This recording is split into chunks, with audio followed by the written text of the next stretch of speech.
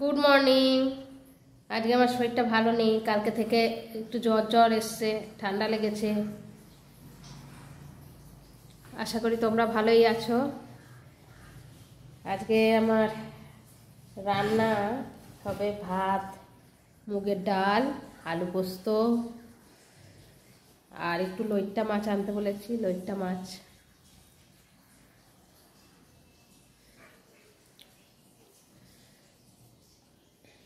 এই তো দেখো না সব পিঁপে। এই যে চিড়ের পোলাও করব, তার প্রিপারেশন। চাল ধোবো। তোমরা আমার ভিডিওটাকে একটু লাইক শেয়ার সাবস্ক্রাইব করো। সাবস্ক্রাইবটা একটু হচ্ছে না, কম কম হচ্ছে। আরে কাক মামা এসছিল সকালে এসছিল, বিস্কুট খেয়ে গেছে। আমি একটু দেরিতে উঠেছি তো।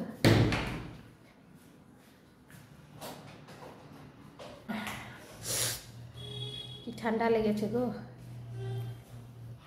কালকে মিয়ামরে থেকে কেক নিয়ে এসেছি, কেক কিনলো চকো চিপস। চকো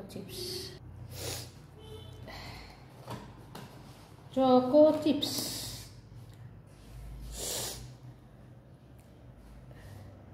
শরীরটা একদম ভালো নেই, গলা ফলা ব্যথা, ঠান্ডায় না কি অবস্থা। কালকে তো মানে উঠতেই পারছিলাম না।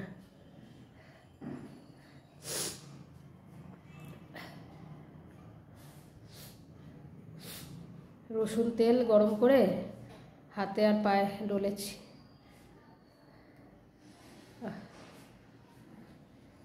দেখতে থাকো। হ্যাঁ, আমি চাল টালগুলো ধুই, আবার আসছি। চিড়ের পোলাও।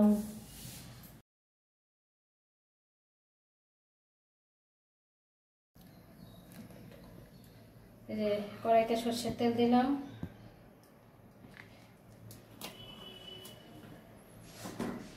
এই যে পোস্তের আলু কাটা,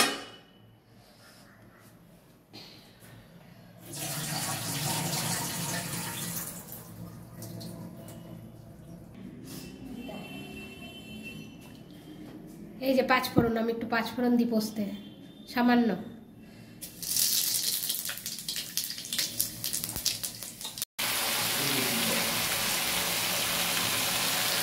আলুটা দিলাম। আমি সাদা পোস্ত করি, পোস্তে আমি হলুদ দিই না। এই যে নুন,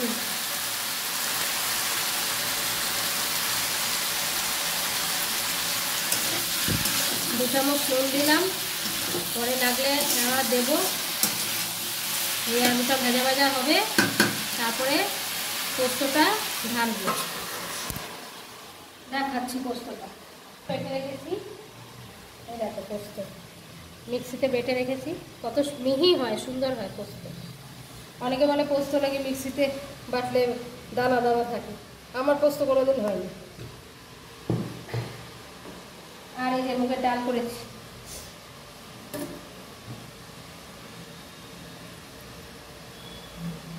আর এই যে ভাত।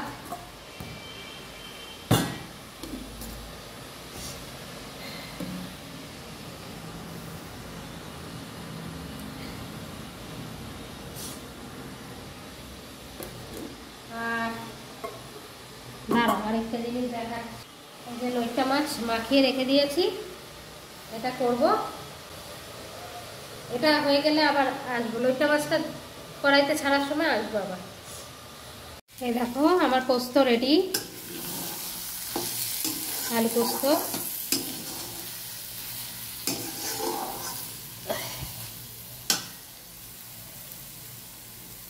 এবার লইট্টা মাছটা বসাবো। লইট্টা মাছটা কড়াইতে দেবো।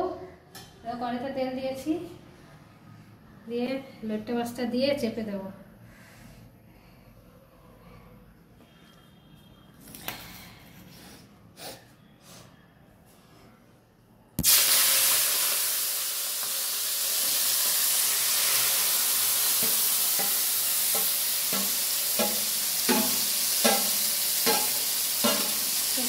ঢেলে দিলাম, দিয়ে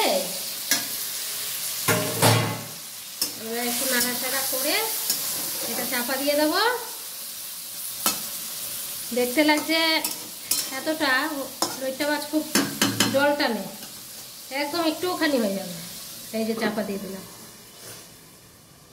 তাহলে অলিভিয়া ঘুড়ি ভোজে এখানেই আজকের মতো, কালকে আবার দেখা হবে। শরীরটা খারাপ আর ভাল লাগছে না, তাহলে প্লিজ লাইক শেয়ার সাবস্ক্রাইব অতি অবশ্যই। টাটা।